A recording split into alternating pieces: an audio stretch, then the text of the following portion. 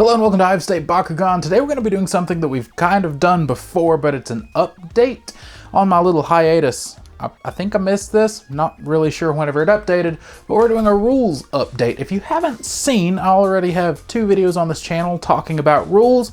There's the full version and the shortened version, which is just the interesting things, or at least the things that I found interesting.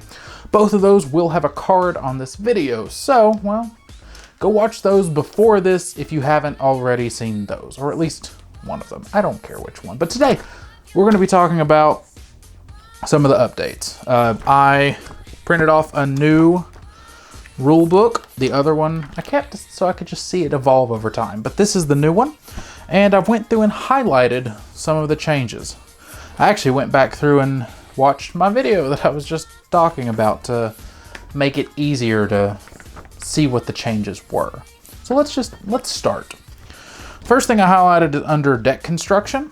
It says cards that have the same name and same ability text but differ in some other way are still considered to be the same card for deck construction. So this is basically saying if you have a card that's name and ability does the same thing, but let's say it has a different artwork because it's a promo card or something like that, they're both considered to be the same card. From some of the things I've read and watched, this wasn't originally going to be the case. They originally wanted to have, like, we'll use Dan, for example. The core Dan, I believe, was going to be called Dan, comma, the hero. And it was going to have that extra text to let you see the difference between the Dans. But, I mean, well, that's not what we got. The next little bit is a page over, and it is under, let's see, I believe this is under costs. So it's talking about the cost free, in parentheses. It says free as a cost is the equivalent of the number 0.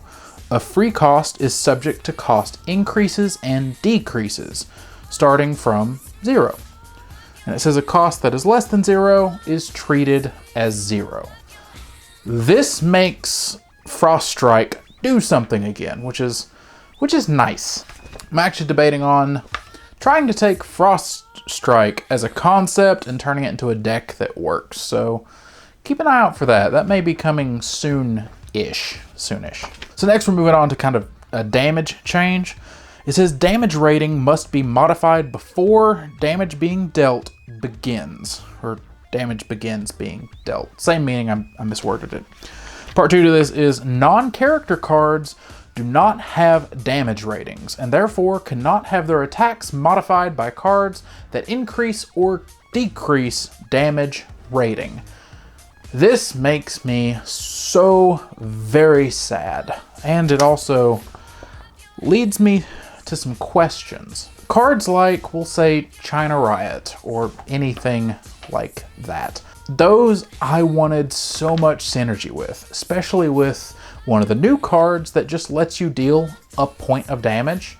That should be able to be buffed. Being able to take ability cards and deal damage that way could have been such a cool deck design. It may have ended up being a little too powerful, maybe? But I don't think it should have just been thrown out. It's made some cards that could have been really fun to play with useless, and that's a really sad fact. I am okay with the idea of cards that change a damage rating to only affect characters. That makes sense. But whenever a card says something along the lines of, well, actually, let's be specific. China Riot says +1 damage rating to your attacks, because apparently that little logo does mean damage rating, or +1 damage to your attacks. I'm not completely sure. I do believe that they are now calling that damage rating. But let's look at another card. I know this is an older one and probably not the best, but it gets the same point across. Durandane. Durandane says whenever you play it, it makes a Pyrus attack for 5 damage, and it's the same damage rating logo. There is nothing different. So if you already have a China, it feels to me that those two should combo off each other, but they don't. And I think that's a missed opportunity, and that's one of the updates I'm not happy with. Really happy about the Frost Strike thing. I wish this would have been done differently, but it's what we got, and it's what we got to deal with. So maybe there'll be more information in the future. Let's keep going. I've complained enough. So the next thing we're going to go on to is a new section that was added into the rulebook, and it is reroll effects. So we're going to read through it, and then we're going to talk about it. Bear with me. Reroll effects. Some effects allow players to reroll their Bakugan. Reroll effects can only take place after the first roll of the turn. Reroll effects can only be used on a Bakugan that was chosen during the turn selection step. Reroll effects can't be played on a roll in which both players rolled and both players failed to open their Bakugan. In this case, the next roll happens immediately, with both players rolling their selected Bakugan. Reroll effects can be played on a Bakugan that did not open, but the opposing Bakugan did open. The opposing Bakugan remains open and can't roll from this reroll effect. Reroll effects can be played on a Bakugan that has opened. The opposing Bakugan remains in whatever state, open or not, it was from its last roll. In the case where a reroll effect is played and the roll is missed and the opposing Bakugan is unopened, both players must roll as though both players missed their roll normally. Reroll effects have no other effect after the victor step begins. Cards with reroll effects can still be played for other effects on their card. If a card states a Bakugan must reroll, it can't be executed before the first roll of the turn or after the victor step begins. All normal rolling rules and procedures apply to rolls that come from reroll effects. Okay, so let's talk about all of the parts that kind of interested me in this section. The first one was the fact that it says reroll effects can only take place after the first roll of the turn. So after the first roll, if you play a reroll card, you can do it, but you can't play another one, right? Is that what it's saying? This leads me to a big question. If it says reroll effects can only take place after the first roll of a turn, what about a card like What about a card like Maximus Webum Ultra? This card says you may reroll this Bakugan anytime you miss a roll with it. Granted, this is card text versus rule text, and you know the golden rule of card games, card text always wins. So maybe this just overrides this card text. That could make sense. Maybe that's what it is. But that's a question that I kind of have. So there's that. The next part is reroll effects can't be played on a roll in which both players rolled and both players failed to open their Bakugan. So if you rolled and missed and your opponent rolled and missed, you cannot drop a card down to reroll yours and try to get an uncontested battle. That's a no-no. You can't do it. Unless you're Webum Ultra? I don't know. Next part that piqued my interest is reroll effects can be played on a Bakugan that has opened. I mean, of course. But in that, there's a subsection that said, in the case where a reroll effect is played and the roll is missed and the opposing Bakugan is unopened, both players must roll as though both players missed their roll normally. This is actually kind of cool. Let's say you have a cheap reroll card, your opponent opened and you didn't. If you play this to force your opponent to reroll their Bakugan, if they by chance miss, you are still in the game. You both have to do a reroll. So that's an interesting little, I missed, you stood. Can you stand again? If the answer is yes, you're fine. It keeps going and you're taking a hit. If the answer is no, well, I mean, A, they lost the core if it's a good core, so there's a chance they're going to pick up a worse core or better, but yeah. But there's a chance you'll also get into a battle off that if you miss. So that's an interesting ruling for rerolls. I think everything else in here made sense, so that was my look on rerolls. Let's continue on to whatever's next. Another little addition in here, which is really just something we already knew. It just worded it again, I guess. It says the energy cost of a card indicates what a player must spend from their energy pool to play a card.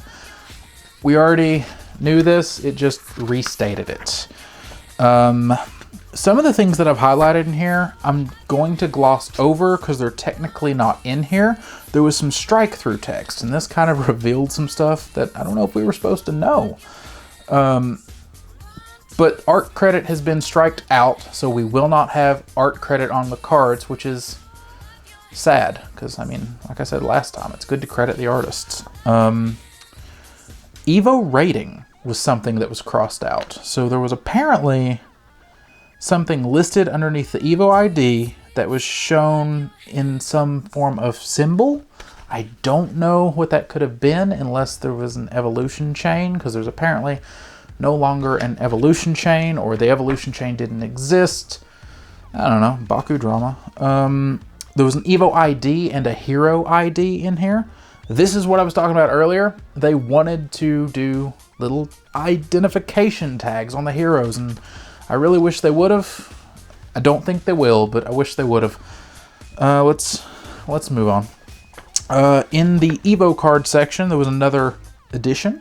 It says the only restriction to playing an Evo card is the name matches the base character card at the bottom of the character card pile. This is what I meant by it does not matter what order you play evolutions anymore. It says there is no order. Hypers can be played on top of Titans, etc. It does not specify diamonds, but it's an evolution. There is no order. So that should be part of that. There is no order. And it also said the same Evo card can be played on top of itself. The example they give is Hyper Fangzor on top of a Hyper Fangzor, because that's a fantastic example to give. So yeah, the evolution things have changed. Then there was, let's see, that's explaining the batch, no differences there. In the selection step, whenever you are choosing your Bakugan, there was an update.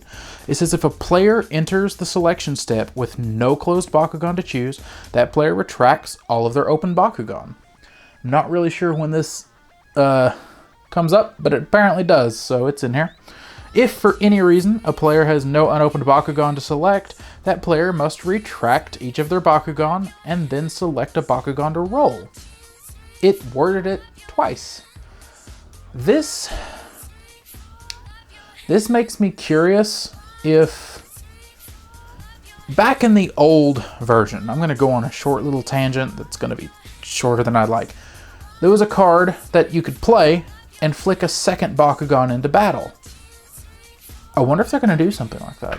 If it like restarts the selection step and you get a second Bakugan to roll. I don't know how I feel about that, but well, we'll see. It's in here for a reason.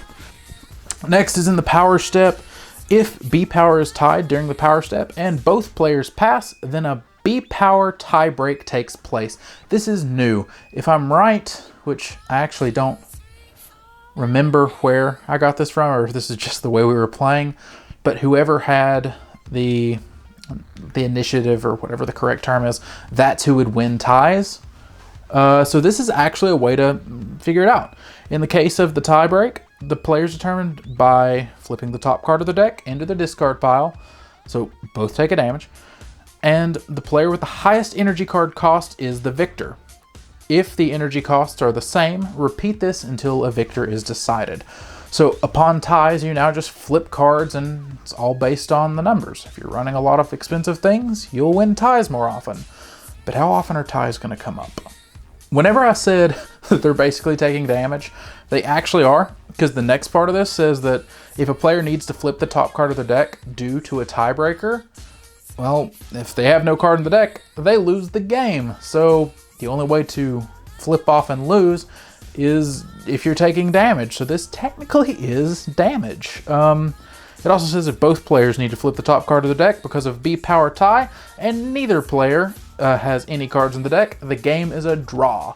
This is how you get a draw in Bakugan. So I don't expect that to come up too often, but it's a thing. It can happen. See a couple more pages, and then there's a little bit highlighted here at the bottom. This is under Negate effects, finicky subject. action cards that have negate effects enter the batch and resolve on the batch like any other action card effect, and therefore may be negated by cards that negate action card effects. That was word vomit. What this is basically saying is if you play a negate card and then someone else adds a negate card to the batch, whenever their negate card resolves and hits your negate card no longer resolves, so its target is perfectly fine and free. That is basically what that's saying. So the next part is under tag word abilities. There was a little bit of changes, and I'm just going to go through them all just to kind of talk about them. Turbo. Cards with turbo get their bonus effect if either player playing the card has had more energy cards in play than their opponent when the turbo effect resolves. So that little line has been added to the end of Turbo, Flow, Fury, Sacrifice, and Domination. So it's not declared upon played, it is declared upon resolution. Okay, Flow.